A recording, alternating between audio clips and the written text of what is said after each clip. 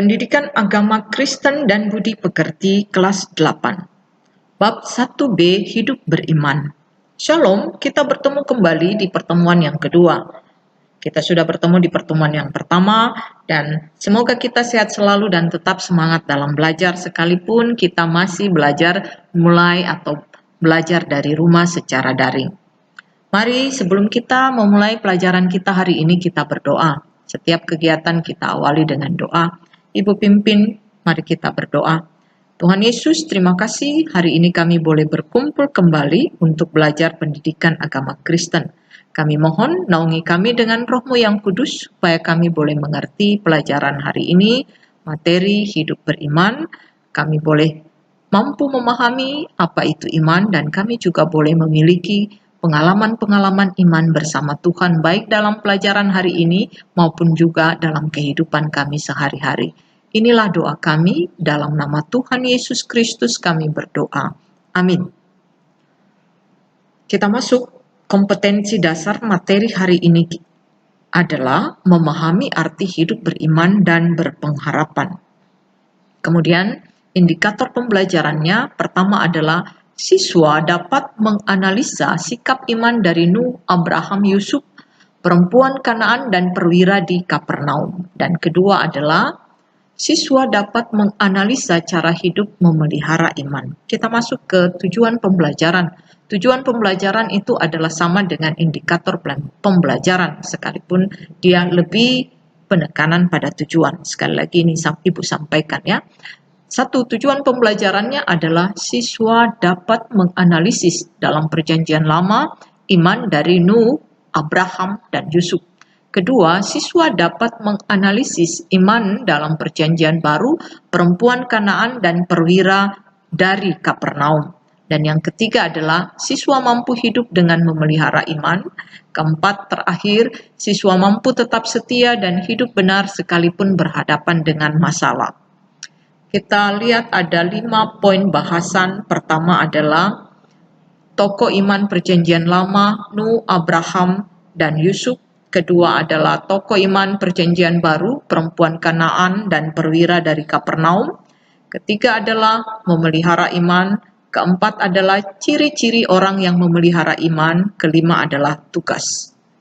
Kita masuk poin bahasan yang pertama. Tokoh Alkitab Perjanjian Lama dalam hidup beriman. Tokoh pertama adalah Nuh. Siapa yang tidak kenal Nuh? Kita sudah belajar tentang Nuh dari sekolah minggu. Nuh seorang yang benar, tidak bercelah. Ia diperintahkan Tuhan membuat bahtera di tempatnya di pegunungan. Ya, aneh ya. Masa buat bahtera di atas gunung? Sehingga Nuh dianggap kurang waras karena mengerjakan pekerjaan yang tidak lazim. Seharusnya di pantai bukan di gunung.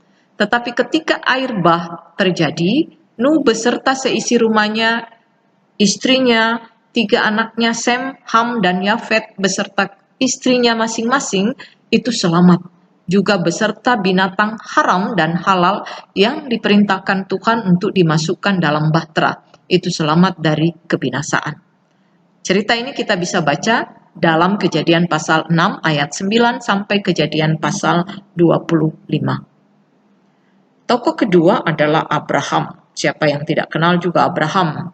Kita sudah mengenalnya dari sekolah minggu. Kita bisa baca dalam Kejadian 12 sampai 25. Abraham itu disebut sebagai bapa orang percaya.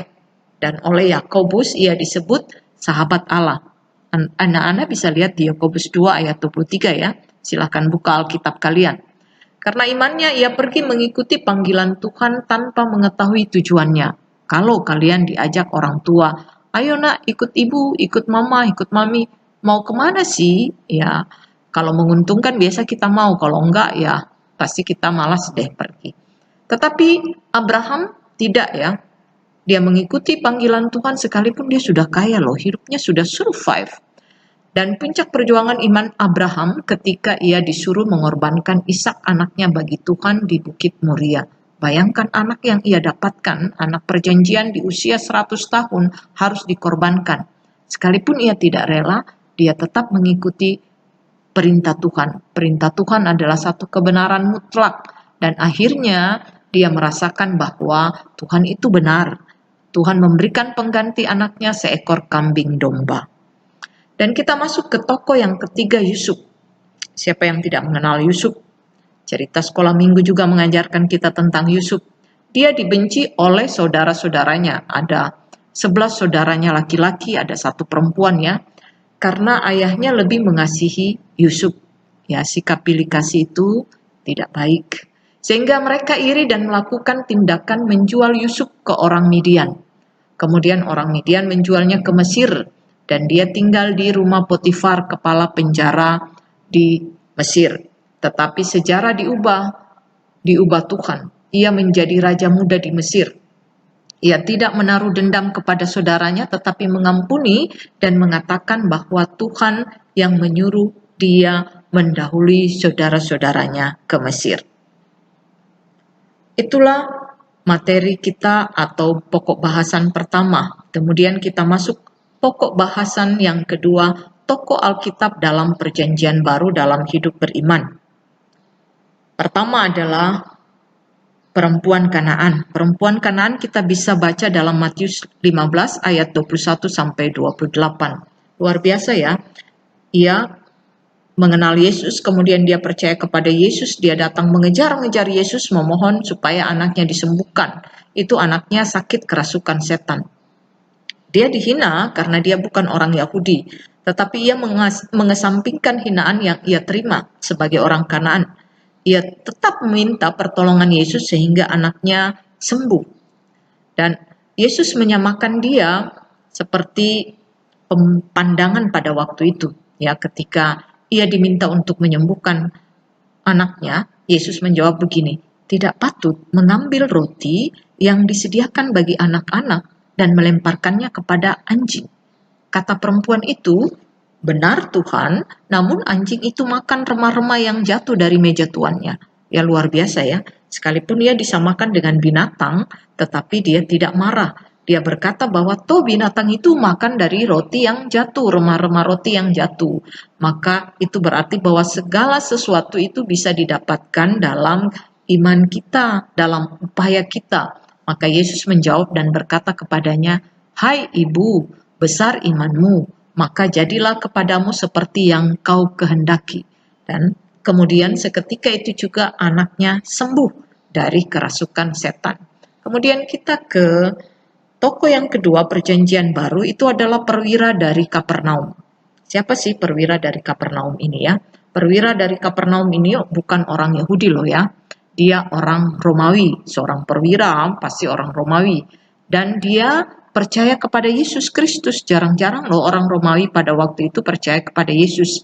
Dan dia sangat mengasihi para hamba-hamba di rumahnya. Dan juga hamba-hambanya sangat mengasihinya. Dan dia datang meminta kepada Yesus melalui utusannya supaya Yesus menyembuhkan hambanya yang sedang sakit keras. Apa kata Yesus ketika menerima utusan dari perwira Kapernaum ini? Yesus berkata, "Aku berkata kepadamu, iman sebesar ini tidak pernah aku jumpai sekalipun di antara orang Israel." Dan setelah orang-orang yang disuruh itu kembali ke rumah, didapatinya lah hambanya itu telah sehat kembali. Ya, perwira di Kapernaum kita bisa baca dalam Lukas 7 ayat 9 sampai dengan ayat. Kita masuk dalam pembahasan poin bahasan ketiga, memelihara iman. Seperti materi bab 1a, kita pahami bahwa tumbuhan itu membutuhkan air dan pupuk untuk tumbuh dan berbuah baik.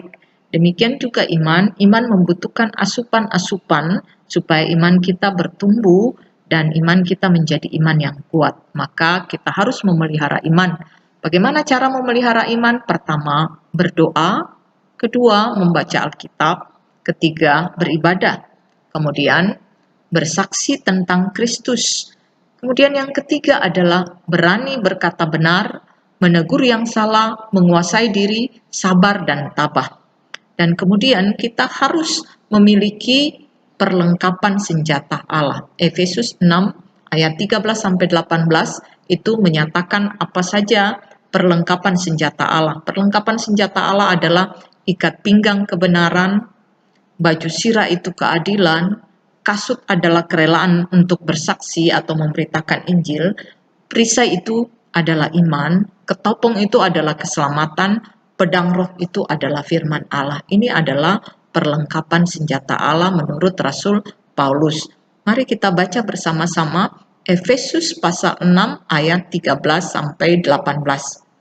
Karena perjuangan kita bukanlah melawan darah dan daging, tetapi melawan pemerintah-pemerintah, melawan penguasa-penguasa, melawan penghulu-penghulu dunia yang gelap ini, melawan roh-roh jahat di udara. Sebab itu ambillah seluruh perlengkapan senjata Allah, supaya kamu dapat mengadakan perlawanan pada hari yang jahat itu dan tetap berdiri sesudah kamu menyelesaikan segala sesuatu. Ya, jadi jelas Paulus mengatakan kita menggunakan perlengkapan senjata Allah untuk tetap berdiri dan menang berhadapan dengan segala sesuatu. Segala sesuatu itu tantangan ya, masalah, pencobaan, dan lain sebagainya. Kita masuk ke poin bahasan yang keempat. Ciri-ciri orang yang memelihara iman. Apa ciri-ciri orang yang memelihara iman? Ada 6 ya, ciri-ciri orang yang memelihara iman. 1. Bijaksana dalam memposisikan diri di tengah krisis yang sedang dihadapi. Ya, kita krisis pandemi COVID-19, kita tetap bijak, tidak marah-marah, tidak panik. Bagaimana ini belajarnya? Bagaimana ya? Kita tetap bijak. Kemudian, kedua, tetap menghormati norma sosial masyarakat. Menghormati norma sosial masyarakat itu keluar, jangan lupa pakai masker, jangan lupa cuci tangan. Kemudian yang ketiga, memelihara keterbatasannya sebagai manusia. Ya, kita memelihara, saya terbatas, tidak bisa sama dengan orang yang lain ya. Kita punya keterbatasan masing-masing. Keempat, terus menjaga dan membina hubungan yang akrab dengan Tuhan melalui doa dan membaca Alkitab. Yang kelima adalah tetap setia apapun keadaannya. Dan keenam adalah menerima baik buruknya peristiwa kehidupan sebagai kedaulatan Tuhan.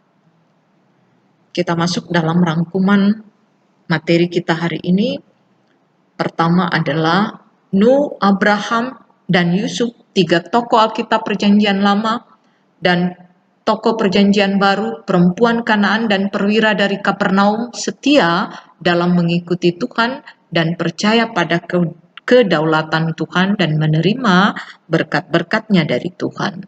Yang kedua, iman tidak dapat bertumbuh dan kuat tanpa doa, baca firman Tuhan dan beribadah, serta berbuat dalam kebenaran. Dan ketiga, iman kita kepada Yesus Kristus sebagai Tuhan dan Juru Selamat membawa kita selalu hidup dalam pengharapan dan mampu melakukan perintahnya. Ini rangkuman materi kita. Kita masuk kemudian ke poin bahasan yang ketiga, itu adalah kelima, yaitu adalah tugas ya. Bukan ketiga, kelima, tugas. Tugasnya ada 2 ya. Pertama adalah esai. Esai itu kalian buat catatan tentang iman dari salah satu nats Alkitab, 1 Daniel pasal 3, 2 Matius 26 ayat 20 sampai 25, 3 Matius 26 ayat 69 sampai 75. Kemudian yang kedua, pilihan ganda, jawab yang benar. Ada 10 pilihan ganda yang ada ya, seperti berikutnya. Ya, nomor 1, Nuh disebut salah satu tokoh iman karena ia adalah seorang yang hidup pada zamannya. Ia setia kepada Tuhan. Jawaban A, benar dan tidak bercela. B, takut akan Tuhan. C, dianggap tidak waras. D, membangun bahtera di atas gunung. Silahkan kalian memilih yang paling benar. Demikian juga nomor 2 masih tentang Abraham dengan jawaban A, B, C, D. Kemudian nomor 3 masih juga tentang Abraham. Ya, kemudian nomor 4 itu tentang Abraham juga ya. Dan nomor 5 tentang Yusuf dengan jawaban A, B, C, D. Nomor 6 perempuan Kanaan.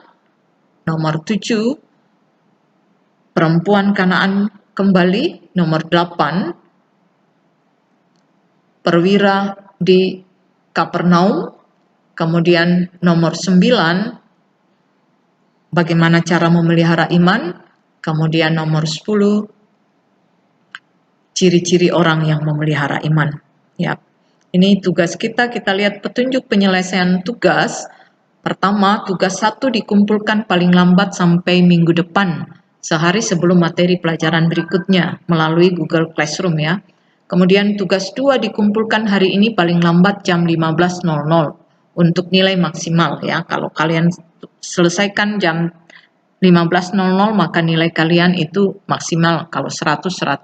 Tapi kalau kalian kumpulkan jam 20.00 sekalipun nilai kalian 100 maka nilainya hanya sampai KKM yaitu 78. Ingat ini ya. Ya, good luck, God love you. Mari kita mengakhiri pelajaran kita hari ini. Semoga kita mengerti dan mendapatkan ilmu serta memahami apa itu iman dan kita juga memiliki iman. Mari kita berdoa, mari kita sikap berdoa, Ibu yang pimpin. Tuhan Allah Bapa di dalam Yesus Kristus, terima kasih kami sudah boleh belajar hari ini. Berkatilah pelajaran kami supaya kami boleh mengertinya dan melakukannya dalam kehidupan kami. Ampuni kami jika kami bersalah. Dalam nama Tuhan Yesus Kristus kami berdoa. Amin. Ya, terima kasih untuk hari ini. Semoga kita sehat selalu. Sampai jumpa di pertemuan berikut. Tuhan Yesus memberkati.